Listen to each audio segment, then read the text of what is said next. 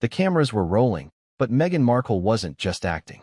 She was alive with a mixture of hope, nerves, and the fragile thrill that comes with stepping back into the world she had left behind. Hollywood had always been her dream. Before the royal titles, the red carpets, and the global scrutiny, Meghan had imagined herself under the bright lights of a set, in front of a camera, embodying a character who was completely hers. She had worked for this. She had sacrificed. And yet, in the blink of an eye, all of that seemed to be slipping through her fingers. Could it really be true that the doors of her own dream had already been slammed shut before she had a chance to walk through them? That's the story we're uncovering today, and it's not one for the faint of heart. Before we continue, please hit the like button, subscribe to the channel, and turn on the notification bell for updates. After stepping away from her royal duties, Meghan imagined a world where she could reclaim her old life in the arts. Yet on her first major comeback attempt, she encountered something she hadn't faced before: cold, calculated rejection from a corner of Hollywood that she thought she knew. Close personal friends, a highly anticipated Amazon MGM Studios film, had been her shot at redemption, her ticket to proving that her talent and ambition still mattered. But behind the closed doors of that studio, whispers of exclusion, industry politics, and a man named Jason Orley began to unfold like a shadowy chess game she wasn't prepared to play. Did the director have it in for her personally? Or was this simply the brutal mechanics of Hollywood, where every move is strategic and every decision can make or break a career? Imagine the scene. The cameras capturing her expressions, the crew quietly whispering in corners, and Meghan rehearsing her lines, hoping to breathe life into her character, only to find that some of the most powerful people in the room were silently plotting against her. The irony was staggering. The woman who had been dissected by the press for years, the one whose every public action had been scrutinized and judged, was now confronting a battle that wasn't about public opinion. It was about private power. And in Hollywood, power is currency. Influence is everything. And even a hint of controversy can become a permanent stain on a resume. Meghan was about to discover that being famous on a global scale didn't shield you from the subtle, insidious games that dictate who rises and who falls. It's easy to forget, looking from the outside, that Meghan was once an actor navigating auditions, agents, and film sets long before the palace ever became her stage. She understood rejection, she understood competition, but what she hadn't prepared for was the precise, targeted nature of being blacklisted. We're talking about whispers in corridors, discreet phone calls, and industry insiders advising, sometimes almost in code, that Meghan Markle should not be cast. Not now. Not ever. Why? The answers are complicated, tangled between personal vendettas, studio politics, and perhaps a misunderstanding of her own ambitions. What we do know is that this wasn't merely a passover for a role. This was a calculated, deliberate effort to stall, if not completely erase, her acting career. And yet, why is this story surfacing now? Why should it matter to you, the audience, sitting on your couch, scrolling through headlines? Because Meghan Markle's journey from royalty back into the world of film reflects a universal story of ambition, betrayal, and the crushing weight of public expectation. We live in a society where every success and failure can be broadcast to millions, dissected, and weaponized. And when someone like Meghan, a woman who has navigated extreme highs and unimaginable lows, faces yet another setback, it's more than gossip. It's a study in resilience, power, and the fragility of dreams.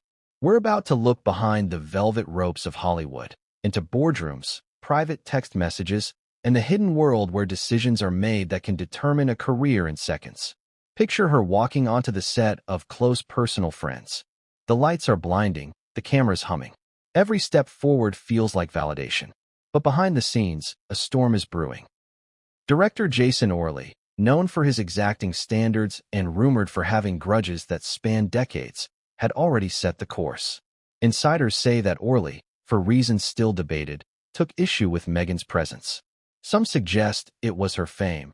Some say it was a clash of personalities, while others insist it was nothing more than the calculated maneuvering of a director who wanted complete control over his set. The effect, however, was unmistakable. From day one, Meghan felt tension where none should have existed, subtle exclusions where collaboration should have thrived, and the quiet but unmistakable push of a career being redirected against her will. Imagine the frustration. A woman who had once played herself against the world, navigating relentless scrutiny, now facing the same kind of professional sabotage she had thought she understood, but in a new form. She had managed the headlines, the paparazzi, the public scrutiny. She had controlled her image in a world that thrives on speculation. But the private mechanisms of Hollywood were different. They were quieter, more insidious, and far less forgiving. Every meeting, every glance, every no was a test, a negotiation, a trial of her resilience and resolve. And it was happening at the very moment she believed she had a chance to shine again. Here's a surprising fact. In the entertainment industry, blacklisting isn't always a public affair. There are rarely press releases, rarely news articles announcing that someone has been sidelined. Instead, it's subtle. Emails go unanswered, roles that seemed promising vanish, and industry insiders quietly advise, without explanation, that you should look elsewhere. For Meghan, this meant that opportunities evaporated in real time, that contracts she thought were secured became tentative, and that her dream of returning to acting was being eroded step by step, all while she maintained the poise expected of someone in her public position. How do you process such betrayal when it is invisible, systemic, and unspoken? How do you respond to a career sabotage that no one will admit exists? Yet, the intrigue doesn't end there. Hollywood insiders suggest that the situation escalated beyond simple exclusion. There were meetings, late-night calls, and conversations in which executives discussed protecting the brand of the film. Meghan's reputation, they said, was a double-edged sword, attention-grabbing, yes, but risky. Some claimed that Orley believed her presence could overshadow other actors, or worse, draw media frenzy that would disrupt production. Others whispered that there were personal tensions between Meghan and key figures in the casting process. All of it added up to a single undeniable reality. The system had, in a sense, conspired against her. At this point, you might be asking, why doesn't Meghan fight back? Why not go public? Why not use her platform to demand accountability? The answer is multi-layered. Public confrontation in Hollywood can backfire spectacularly. Studios don't just make movies. They cultivate narratives, control messaging, and often wield legal threats with ease. For someone like Meghan, who is already under the constant gaze of the global media, going public with grievances could have disastrous consequences, further complicating her professional and personal life. This is a world where silence is sometimes protection, and speaking out can be weaponized against you. Meghan had learned this lesson before, but now she was confronting it in a domain she had hoped would welcome her back with open arms. Now, let's zoom out for a moment. This isn't just about one film or one director. It's about the clash of ambition and power, the collision of past fame and present opportunity. Meghan's experience is a case study in how celebrity, privilege, and professional aspiration intersect, and sometimes implode. It raises questions we all wrestle with, though perhaps on a smaller scale. How do you reclaim your dreams after a setback? How do you navigate a world that's not only competitive but also secretly strategic, where decisions are made far from your eyes, but with your future hanging in the balance? Meghan's struggle embodies that universal tension, but on an epic, public scale. And here's where the curiosity gap widens. If Meghan's blacklisting was indeed orchestrated, how did it unfold? Who were the players behind closed doors? Were there allies trying to help her? And if so, why did it feel like the tide was against her at every turn? What role did Amazon MGM Studios play? And how far did Orley's influence truly reach? These are the questions that will guide our deep dive today, and each revelation will peel back another layer of intrigue, betrayal, and professional peril. Finally, let's bring it back to the personal stakes. Meghan is not just a celebrity. She's a woman with ambitions, emotions, and the resilience to fight for what she believes she deserves. Seeing her hopes challenged in this manner is both dramatic and deeply human. The contrast between her public persona and private struggle is staggering. While audiences may see red carpets, glamorous interviews, and social media perfection, the reality is a quieter, more painful battle. The fight to reclaim a dream that seemed within reach only to find that the world had moved the finish line without warning. The tension, heartbreak, and anticipation we feel in her story are universal, even if the scale is unprecedented. But what came next would change everything, and no one saw it coming. Could a woman who had once walked the halls of royalty really return to acting without the weight of the world pressing down on her? That question hovered over Meghan Markle like a storm cloud as she stepped into the early morning light of her new life in Hollywood. For months, she had rehearsed, prepared, and envisioned this moment, her first major project post-royalty. The film, Close Personal Friends, promised a blend of drama, suspense, and a storyline that could remind the world why she had been cast in the first place. But even as she arrived on set, with scripts clutched tightly in her hands and heart racing, there was a strange, almost electric tension in the air. Something was off, something she couldn't yet name. From the outside, it may have seemed like just another film. But for Meghan, this was more than a role, it was redemption. A return to a craft she had loved before the glare of global fame and royal duty had rewritten her life script. Hollywood insiders described the morning of her first read-through as surreal. Crew members whispered in hushed tones. Assistants exchanged knowing glances. And somewhere in the midst of all this, director Jason Orley observed, meticulously calculating, his expression unreadable. It wasn't open hostility, but there was a certain coldness that Meghan, with her years of public scrutiny, immediately recognized. The question on everyone's mind, was this a mere personality clash, or had her presence already triggered a chain of exclusion she couldn't yet see? It started subtly, small cues, easily missed by an outsider. Lines of dialogue that were subtly rewritten to minimize her screen time. Scenes rearranged so that she appeared less central. Opportunities for collaboration that seemed natural to other actors, yet for her, were mysteriously withheld. Meghan had faced criticism and judgment before, from tabloids, public opinion, even from the royal family. But this felt different. This wasn't a headline or a whisper in a magazine. It was the machinery of a studio quietly deciding her fate. And Hollywood, as many insiders will tell you, has a long memory when it comes to reputations, power, and perceived risk. Meghan had prepared herself mentally for the challenges of being a public figure returning to her old craft. She had studied scripts, attended rehearsals, and networked tirelessly. She had thought that her previous acting experience and public persona would give her a leg up. But the reality was harsher than she imagined. Directors didn't just look at talent. They assessed risk, brand impact, and, sometimes, personal grudges. And Jason Orley was rumored to have long-standing opinions about celebrities transitioning from fame to film. Some say he viewed Meghan as a media circus waiting to happen. Others whisper that he simply didn't like the scrutiny that came with casting someone whose life was under constant public watch. Whatever the reason, Meghan quickly realized that this wasn't a casual oversight. This was a targeted, deliberate maneuver. And yet, she pressed on. The actress in her, the woman who had spent years on sets perfecting roles, refused to give up without a fight. She met with casting executives, tried to smooth over any miscommunication, and proved, scene after scene, that she was capable, professional, and dedicated. And still, doors quietly closed. She began hearing snippets from industry contacts, fragments of conversations that implied her involvement could complicate the project, or that attention was already high enough. She tried to brush it off, to remain optimistic, to remind herself that this was merely part of the challenging path of Hollywood. But inside, an unease was growing, an understanding that her dream was slipping further from her grasp. The emotional weight of this tension cannot be understated. Meghan had once been at the center of international attention, used to navigating storms of scrutiny with grace. Now, stripped of royal protocol but armed only with her ambition, she was facing a silent, invisible blockade.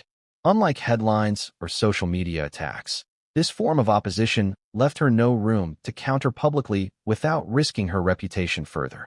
It was private sabotage in plain sight, a cruel paradox for someone so skilled at public navigation. And yet, she refused to crumble. She reminded herself, talent, preparation, and persistence had brought her this far. Surely, those qualities would still open doors. Surely, early days on the set were a mixture of hope and heartbreak. Meghan would arrive at dawn, rehearsing lines in her mind, watching other actors collaborate, sharing moments of quiet camaraderie with a few crew members who genuinely supported her.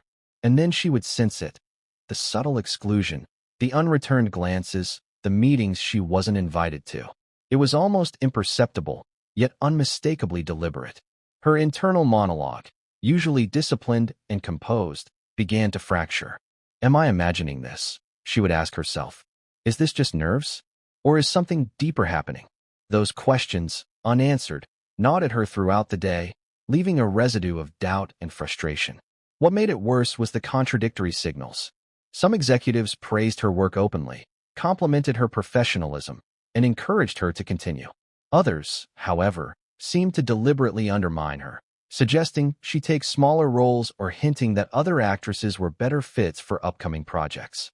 Meghan was caught in a tension that is familiar to many in high-stakes industries. The simultaneous encouragement and obstruction, the mixed signals that leave one questioning reality itself. Imagine being praised in the morning, only to have a major opportunity quietly rescinded by noon. The emotional whiplash can be staggering, and for someone like Meghan, who had faced public judgment for years, it was deeply unsettling. And yet, there were moments of brilliance, moments where she reminded herself why she loved acting in the first place. When she delivered a particularly difficult scene, when she connected with a fellow actor in a moment of raw vulnerability, she felt the old thrill, the joy of creation, of performance, of inhabiting another life. These moments were fleeting, but they mattered. They kept her going, fueled her hope, and reminded her that despite the politics, the whisper campaigns, and the deliberate exclusions, she was still capable, still worthy, still human. But as the weeks progressed, the obstacles multiplied. Scenes were rewritten, opportunities quietly diverted to others, and the presence of Jason Orley loomed larger with each passing day. Some cast members whispered about his exacting nature. Others hinted at a personal vendetta. Meghan, trained in poise and public composure, began to feel something she hadn't experienced in years, true professional isolation. She was in a room full of people, yet alone. Her career, carefully nurtured before and during her royal life, suddenly felt fragile, precarious, and under threat in ways she hadn't anticipated. Direct audience question: what would you do if you worked your entire life for a dream, only to find that someone with power quietly decided you shouldn't have it? Could you fight back? Or would you adapt, survive, and wait for another opportunity? Meghan's story forces us to confront these very questions, because unlike a typical career setback, this wasn't about failure. This wasn't about lack of talent or preparation. It was about influence, politics, and the invisible hand of control that governs industries where fame and ambition collide. And then came the first undeniable sign that this was no ordinary challenge. An email, sent discreetly but with unmistakable clarity, arrived in her inbox from an executive. The language was careful, almost bureaucratic, yet the meaning was crystal clear. Her presence was becoming a complication for the project. Not her talent, not her dedication, not her preparation, just her presence. The subtext was unmistakable. The decision-makers were already maneuvering behind her back. Her dream, at long last, was being methodically undermined. Emotional beat, the sting was personal. Meghan had been prepared for public critique, for tabloid stories, for the court of social opinion. She had not been prepared for silent, targeted professional sabotage in a domain she had once thought safe. The betrayal was invisible but potent, eroding her confidence even as she tried to maintain composure. She could not lash out publicly. Doing so would risk her reputation and future opportunities. She was trapped, facing the full weight of ambition thwarted by unseen forces. And as she sat in her trailer that evening, script in hand, replaying the day's subtle exclusions, whispers, and omissions, one thought dominated. What if this wasn't just a single project? What if the ripple effects were far greater? What if her acting dream, built over years, meticulously pursued, was being quietly blacklisted before it could truly begin? The dread was tangible, almost suffocating. She had faced the glare of the world, but now she faced the shadowed corridors of Hollywood itself, a maze where influence, power, and silent decisions could determine her future before she ever had a chance to perform. The next chapter of this story would reveal just how far these machinations went, and why even the most seasoned, polished, and determined actress could find herself suddenly sidelined in an industry that thrives on visibility, momentum, and perception. And what Meghan discovered next would shock not only her, but everyone who believed that fame could protect someone from professional betrayal. But the real question is, who was orchestrating this silent campaign, and how far would they go to ensure her exclusion? The answer would unfold in ways no one saw coming, and the consequences were far bigger than anyone anticipated. What kind of man could quietly derail a career before anyone even realized it was under threat? That's the question that hung over Meghan Markle's first weeks back on a film set, and the answer came in the form of Jason Orley, the director of Close Personal Friends. To the public, Orley was respected, even celebrated, known for his meticulous eye and exacting standards. He had helmed a string of critically acclaimed films, his name synonymous with artistic vision and attention to detail. But behind that polished reputation lay a more complicated truth, a man who could be as ruthless as he was brilliant. And for Meghan, discovering his power and influence would be both eye-opening and terrifying. Orley's reputation in Hollywood was the stuff of whispered legends. Colleagues described him as brilliant, yes, but temperamental. One wrong word, one perceived misstep, and he could blacklist actors in subtle, invisible ways. It wasn't publicized, and there were rarely lawsuits or scandals attached. It was simply understood that if Orley didn't want someone on set, that actors' opportunities could evaporate before they even appeared in the casting room. Some called him the silent gatekeeper of the industry, a man whose opinions carried weight far beyond his own productions. Meghan had walked into this environment with hope, but Orley's presence made it clear that navigating this project would be far more complicated than simply memorizing lines or delivering a convincing performance. The tension began subtly. On her first meeting with him, Meghan expected constructive feedback, guidance, perhaps even encouragement. Instead, she was met with a cold, measured appraisal. Orley's words were precise, neutral in tone, but layered with subtle critique. Every suggestion seemed designed to push her toward perfection, but simultaneously highlight every flaw, every potential misstep. Crew members later whispered that Orley had already formed opinions about her before the cameras ever rolled. There were industry rumors, persistent, unverified, that he considered celebrities like Meghan distractions, that fame could interfere with artistic integrity. And if that wasn't enough, whispers circulated that he actively influenced casting decisions to avoid what he deemed media complications. Meghan, however, could not confirm these whispers at the time. She could only sense the undercurrent of tension that made every step forward feel like navigating a tightrope over a pit of uncertainty. Why was Orley so meticulous, and why did Meghan feel singled out? Directors in Hollywood are powerful, yes, but they rarely wield influence in isolation. Orley's reputation was amplified by his ability to align studio executives with his vision, persuading decision-makers that the actor in question was a risk, a distraction, or a potential problem. Meghan's presence, high-profile as it was, suddenly became a lightning rod for these conversations. Meetings behind closed doors reportedly discussed her media footprint, her global recognition, and the unpredictable nature of public scrutiny. In short, it wasn't about her talent or dedication. It was about risk management, and in Hollywood, risk can be deadly for a career. Meghan tried to remain composed. She had faced judgment and scrutiny before, and she was well practiced at presenting calm in the face of adversity. But there were moments when the isolation, the subtle exclusions, and the silent sabotage wore on her. Rehearsals felt different. Opportunities that seemed available to others were mysteriously withheld. Lines of dialogue were reassigned, scenes rearranged. It was almost imperceptible if you weren't looking closely, but for Meghan, a woman trained to read nuance, it was unmistakable. She realized quickly that she was navigating not just a film set, but a complex web of influence, reputation, and hidden power dynamics orchestrated, in part, by Orley himself. There were surprising contradictions that made the experience even more disorienting. While some executives praised her talent, others subtly questioned her fit for the role. While Orley publicly offered standard feedback, his private communications reportedly suggested reservations about her involvement. Crew members described moments where he appeared to actively sideline her without explanation. For Meghan, The emotional roller coaster was relentless. One moment, she felt capable and validated. The next, isolated and under siege. Hollywood's invisible rules were cruel, and she was learning them in real time. But Meghan wasn't alone. She had allies, producers and co-stars who admired her dedication, who recognized her talent and tried to offer support. They whispered words of encouragement, shared behind-the-scenes tips, and attempted to shield her from the worst of Orley's scrutiny. Yet, even with these pockets of support, the pattern was clear. She was under a microscope, her every move evaluated not just for performance, but for how it might affect the set, the media narrative, and the director's vision.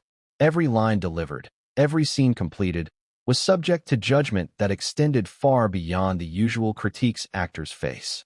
Direct question to the audience. What would you do if the very person responsible for shaping your career, the person whose guidance is supposed to help you succeed, was subtly working against you?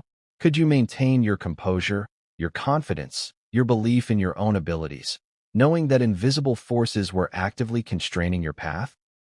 Meghan's situation forced her to confront this reality daily, balancing the pursuit of her dream with the careful navigation of a world where a single misstep could carry disproportionate consequences. Industry sources suggest that Orley's influence extended well beyond the set. Emails reportedly circulated quietly, conveying his opinions about Meghan to casting executives, producers, and even marketing teams. Some messages emphasized her fame, her prior public life, and her potential to draw media attention, framing these factors as reasons for caution. This wasn't about her work. It was about her persona, her brand, her history. In Hollywood, perception often outweighs skill. And for Meghan, perception was a battlefield she had never fully anticipated. Yet she pressed on. Rehearsals continued, and she poured herself into every scene, striving to make her performance impeccable. She sought feedback, refined her craft, and tried to anticipate Orley's expectations. But the tension persisted. Moments that should have been collaborative became exercises in careful navigation. Every interaction required strategy. Every conversation required diplomacy. Even the smallest misstep could be amplified, interpreted, and used as justification to limit her opportunities. And then came the rumors that confirmed her fears. She was being blacklisted. Not publicly, not in headlines, but in quiet whispers across the industry. Casting calls that should have included her name suddenly omitted it. Opportunities she had been promised disappeared without explanation. Colleagues spoke in hushed tones, offering sympathetic looks and vague warnings. And through it all, Orley remained at the center, orchestrating, influencing, and shaping perceptions in ways that Meghan could only observe from the periphery. The emotional toll was enormous. Meghan had always been resilient, but resilience has limits. The quiet betrayal, the calculated exclusions, the sense that her dream was being methodically undermined. It was a weight unlike any she had faced before. Yet, even in the face of this, she refused to surrender completely. She clung to her passion for acting, to the belief that her talent could ultimately shine through, and that persistence might eventually overcome even the most strategic obstacles. But as she would soon discover, Hollywood's gatekeepers do not yield easily.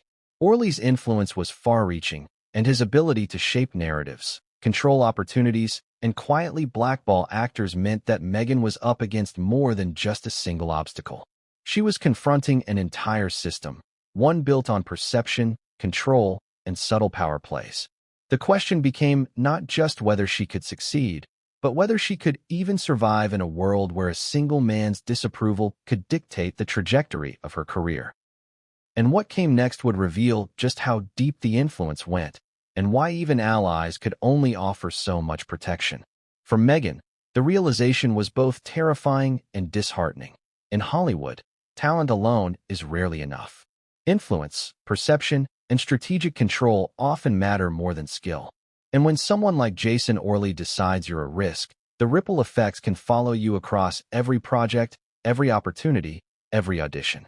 But no one could have predicted the next move, the next scene in this unfolding drama, where whispers became directives, and a director's opinion would begin to ripple outward, shaping the fate of not just one film, but a career carefully nurtured over decades. What was it really like for Meghan Markle the moment she stepped onto the set of Close Personal Friends. Could a film set, a place usually associated with creativity, collaboration, and artistry, really feel like a battlefield? For Meghan, it did. From the first morning, the energy was electric, but not in a way that inspired. There was tension, subtle yet palpable, running through the corridors, hanging in the air like a storm waiting to break. Every glance seemed calculated, every interaction laced with unspoken agendas. She had imagined returning to acting as a chance to reclaim her old self, to immerse in a world where talent and dedication mattered above all else. Instead, she entered a world where power, perception, and subtle sabotage dictated every move. The set itself was sprawling, a labyrinth of lights, cameras, and carefully arranged backdrops.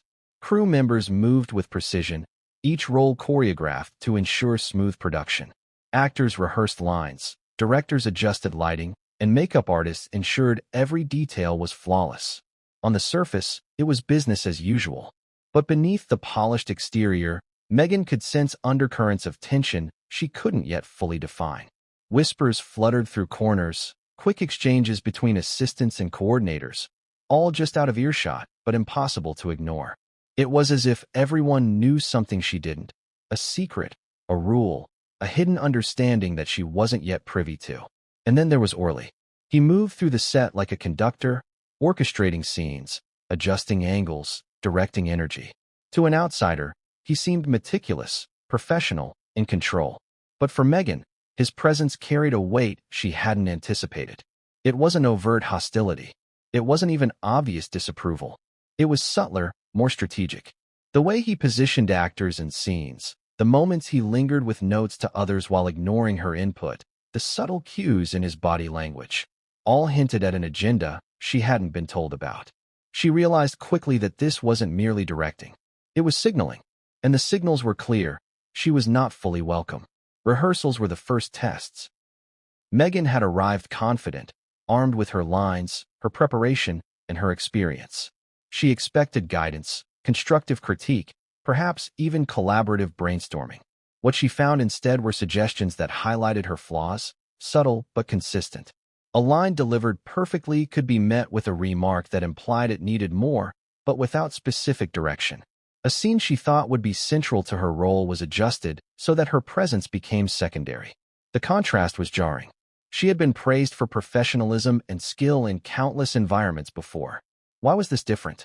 What invisible rules were she being measured against? The contradictions only grew. Some crew members whispered encouragement, praising her commitment and talent. Others, however, seemed to act as informal messengers for Orley's opinions, subtly conveying that she was a risk, a distraction, or simply not a fit for certain scenes. Emails, texts, and private memos reportedly circulated without her knowledge, framing her presence in ways she could not respond to. The professional isolation was relentless. She was surrounded by people, yet profoundly alone in navigating the currents of influence that threatened her career at every turn. Audience question: have you ever been in a room where everyone seems polite, professional even, but you know deep down that forces beyond your control are shaping the outcome against you? That's exactly what Meghan was experiencing. It wasn't a mistake, an oversight, or a misunderstanding. It was the subtle orchestration of exclusion, influence, and power, difficult to prove, impossible to ignore. As the days went on, the impact became impossible to deny. Scenes that should have highlighted her performance were altered or minimized. Lines she had worked tirelessly to perfect were reassigned to other actors. Moments that should have showcased her skill were re-edited in ways that left her on the periphery. And yet, publicly, everything remained professional. There were no confrontations, no public displays of discord. For Meghan, this dual reality was exhausting. She had to maintain composure, deliver her best work, and project confidence, all while recognizing that her efforts were being undermined in ways she could not openly challenge. The emotional tension was heightened by the subtle social dynamics on set. Co-stars, aware of the director's influence, often hesitated to include her in collaborative moments. Meetings that should have been inclusive became exclusive. Small decisions about scene placement or dialogue often left her out. There was a quiet, insidious message being sent. You may be here, you may be talented, but your presence is not fully embraced. It's the kind of professional exclusion that cuts deeper than any criticism because it attacks both the opportunity to perform and the sense of belonging. And yet, there were moments of clarity, moments that reminded her why she had pursued acting in the first place. When she delivered lines that captured emotion, when she connected authentically with a scene partner, she felt flashes of the old joy, the thrill of performance. It reminded her that, despite the obstacles, her talent remained intact. She could still create, still inhabit a character, still remind the world why she had once been celebrated. But those moments were fleeting, overshadowed by the growing realization that external forces were controlling her career trajectory in ways she could neither fully anticipate nor combat. There were also surprising dynamics behind the scenes. Some crew members admired her resilience, her poise, and her dedication.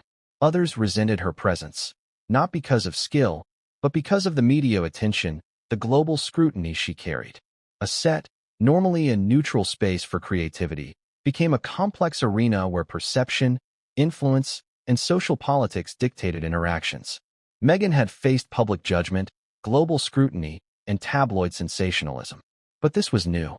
This was internal, subtle, strategic, and it was far more insidious than anything she had encountered before.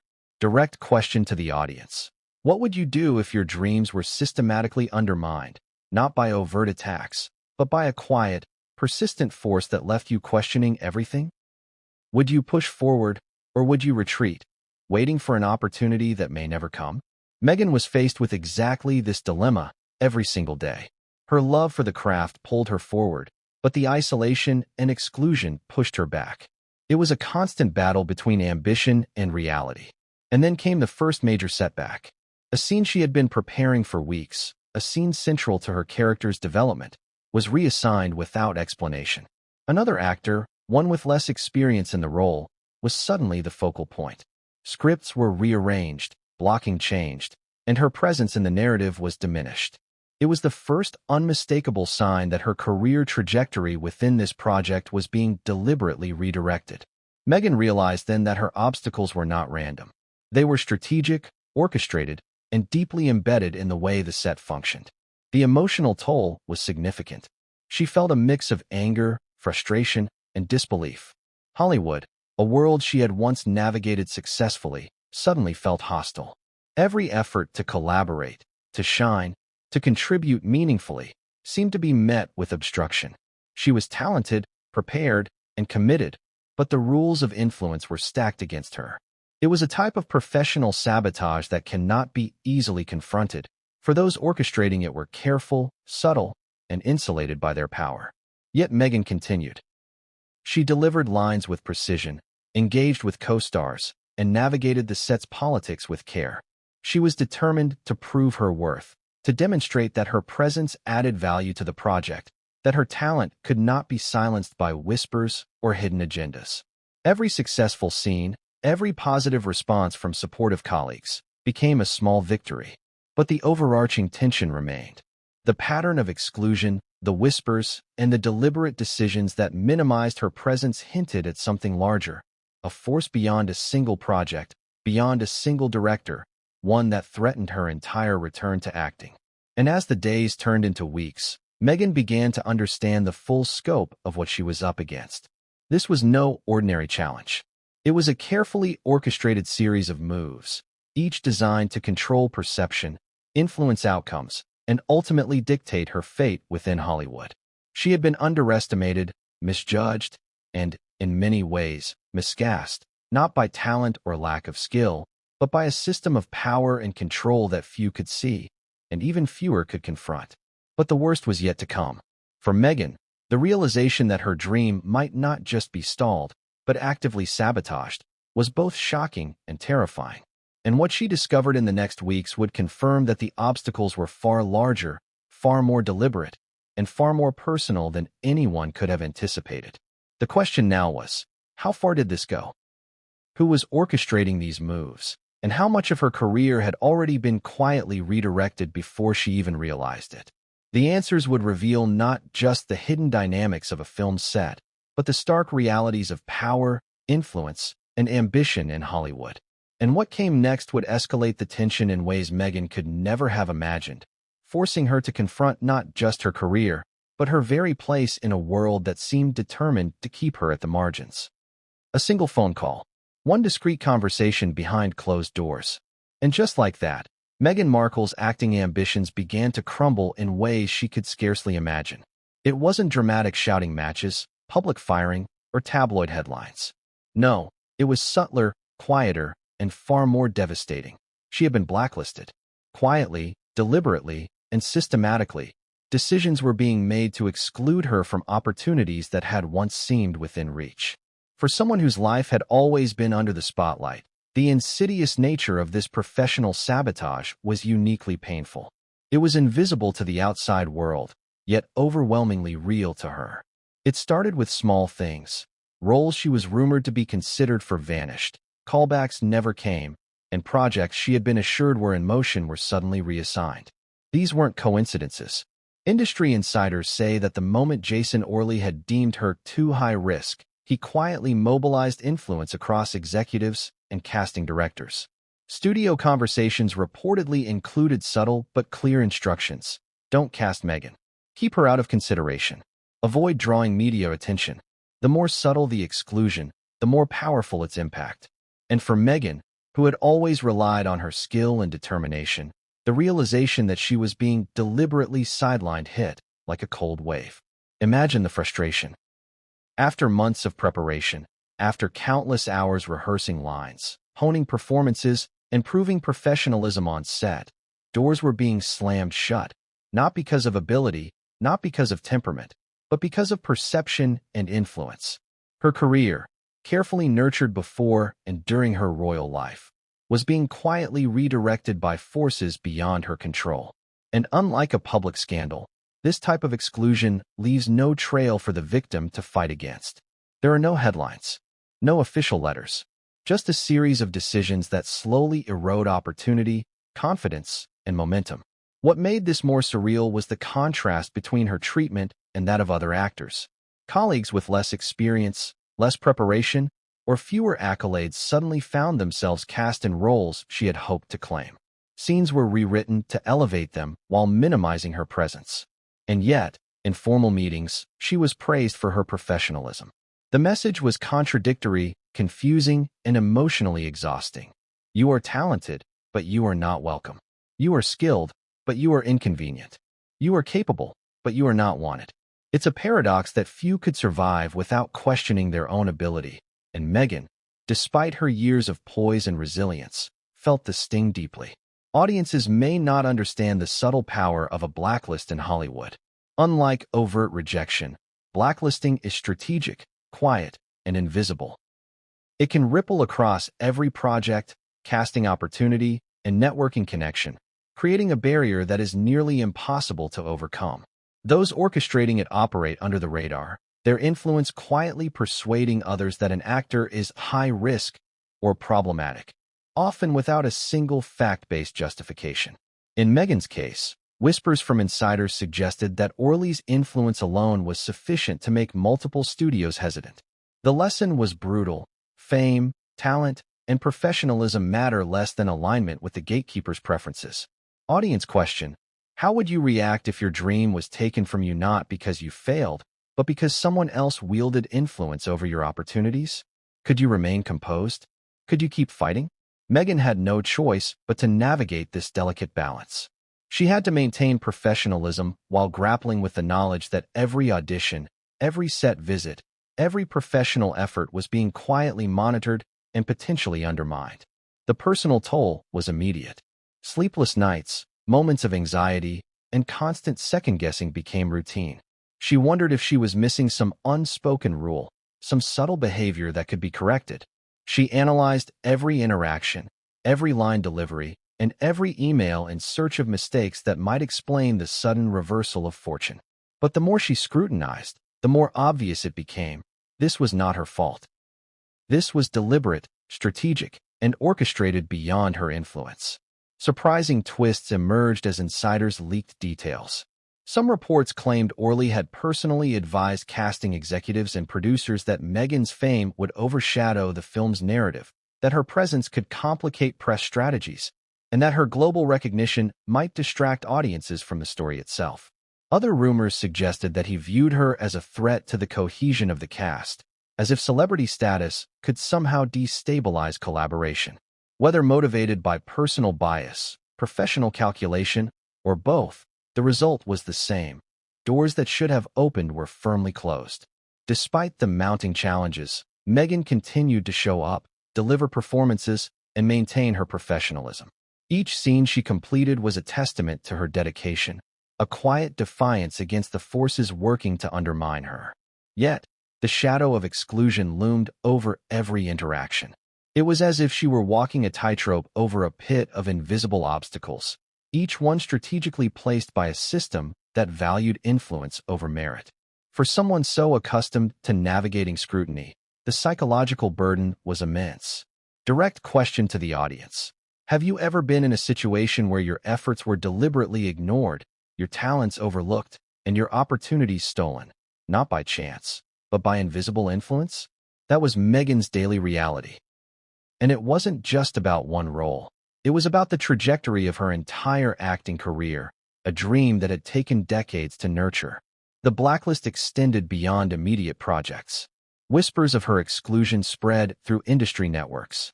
Producers and other studios were advised, quietly, subtly, not to engage with her for upcoming films. Opportunities that had seemed possible vanished without explanation. Calls went unreturned, meetings were canceled, and agents found doors previously open now firmly shut. Each exclusion compounded the last, creating a pattern too consistent to ignore. Meghan had moved from hopeful returnee to cautious, scrutinized, and increasingly isolated actor in just weeks. Emotionally, the impact was devastating. She had faced public criticism before, endured invasive media coverage, and survived intense scrutiny as a royal. But this form of professional sabotage was private, silent, and insidious. It attacked not her public persona, but her very livelihood, her ability to pursue her passion, her chance to reclaim her identity outside the monarchy. There were no headlines, no public defenses, no audience cheering for her. Only the quiet knowledge that her dream was being methodically dismantled by forces she could not confront directly. Even her support network was limited. Allies tried to shield her, offering guidance, emotional support, and professional advice. Yet, the influence of someone like Orley could not be countered simply by determination. Hollywood, for all its glamour and collaboration, operates on networks of power and perception. And when the gatekeeper decides a person is a risk, the ripple effects extend far beyond a single film, influencing casting, production, and public perception. The emotional spikes were relentless. Days of high performance were quickly followed by moments of despair when she realized her efforts had been minimized, her scenes reduced, her contributions quietly sidelined. She wrestled with anger, frustration, disbelief, and the painful recognition that her dream, once tangible and within reach, was now at risk of being permanently compromised. Yet even in these moments, she clung to her love of acting, refusing to surrender to the forces arrayed against her. And then came the most chilling confirmation. A confidential memo, shared by an insider, confirmed the word she had feared but hoped was rumor. She was effectively blacklisted. Not in a public, dramatic sense, but through quiet instructions that advised studios, producers, and casting teams to avoid engaging her. Her career trajectory, carefully planned and nurtured, was being systematically blocked. And the more she tried to navigate the system, the clearer it became that her struggle was no longer about performance. It was about power, influence, and reputation in an industry where a single gatekeeper's opinion can determine your fate. But what came next would make Meghan realize that this blacklist wasn't just a single roadblock. It was the opening act of a chain of events that would challenge everything she believed about Hollywood, ambition, and the pursuit of dreams. Hollywood has always thrived on whispers, quiet conversations in hallways, emails sent with careful phrasing, subtle signals exchanged over coffee or in private meetings. These are the mechanisms through which reputations are made or broken. For Meghan Markle, these whispers became a weapon aimed directly at her dreams. What started as isolated incidents on the set of close personal friends had now rippled across studios, agents, and casting directors. It was no longer just a challenge. It was a coordinated pattern of exclusion. And for someone who had navigated intense public scrutiny as a royal, the subtlety of this betrayal cut deeper than any headline ever could.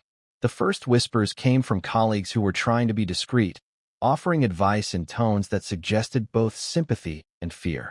"Be careful," they'd say. "Some things happen behind closed doors you won't even know about until it's too late." Meghan, seasoned and perceptive, immediately sensed the weight behind these words. She had known criticism, confrontation, and public judgment before, but whispered power is different. It moves invisibly, shapes perception, and can influence decisions without anyone ever having to confront you directly. In her case, it was no longer about her performance. It was about her presence, her fame, and her global recognition, which some insiders now labeled as unpredictable variables. Emails circulated quietly, confirming what she had begun to suspect. Notes from producers and executives, sometimes carefully worded, suggested avoiding casting her in future projects. Remarks like risk of media interference or attention may overshadow ensemble dynamics were repeated across private communications. It was a pattern, one she could feel even if she could not fully document. And in Hollywood, patterns matter more than isolated incidents. Decisions about casting, marketing, and production were being influenced in real time, all by the unseen hands of those who controlled the flow of opportunity. Meghan had always believed talent and dedication would be enough. Now she understood. Influence often outweighed merit, and perception could quietly erase potential. Imagine walking into a meeting, thinking you are there to collaborate, only to sense that the room has been subtly instructed to sideline you. That was Meghan's experience on a daily basis. Colleagues would politely engage her, yet decisions about lines, blocking, or character focus seemed predetermined, as if her role had already been minimized before she even entered the room. Opportunities for creative input were withheld. Suggestions were dismissed. And all of it came with a veneer of professional courtesy that made confrontation difficult. It wasn't overt hostility. It was something more insidious, a quiet reshaping of the environment to ensure she could not thrive. The whispers grew louder and more coordinated. Industry insiders, people who had once been allies, now spoke in cautious tones, warning her indirectly that projects she hoped to join were no longer viable. Agents mentioned concerns from studios that sounded suspiciously like they were following Orley's lead. Casting directors who had previously encouraged her to audition now expressed doubt, cautioning that her involvement might complicate production schedules or marketing efforts. It was a network of subtle sabotage, almost invisible to the outside world, but devastatingly effective in controlling access. Direct question to the audience. Have you ever been in a place where invisible rules decide your fate? Where your presence alone, regardless of talent or dedication, becomes a perceived threat? That's the cruel reality Meghan faced.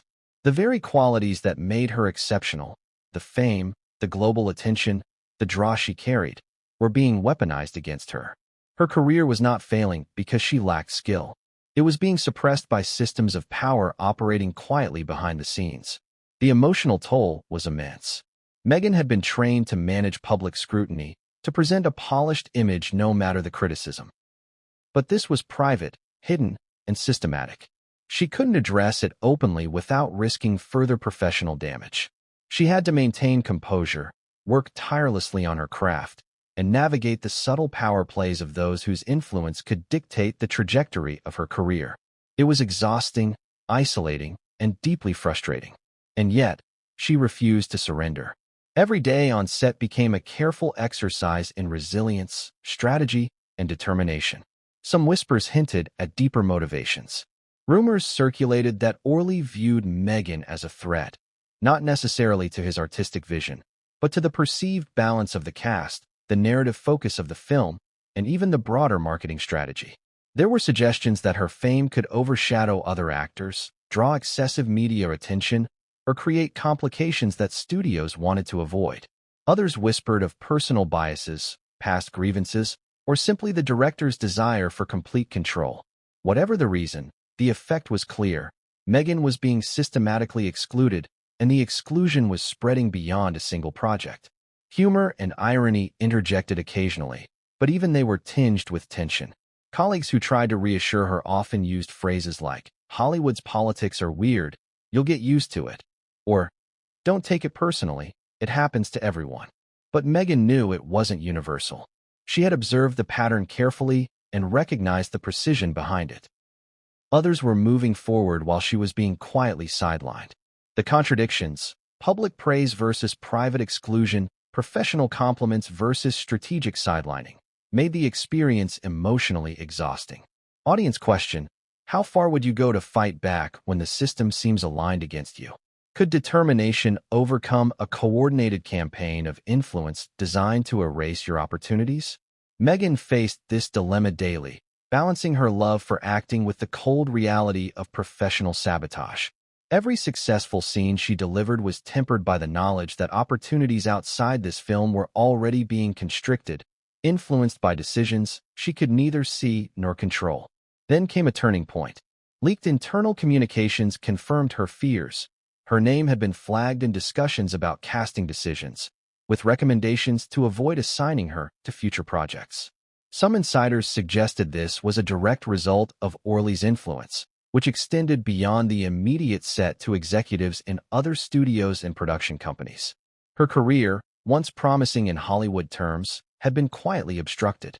The whispers were no longer whispers. They were a coordinated signal, one that effectively cut off potential pathways before she could even approach them.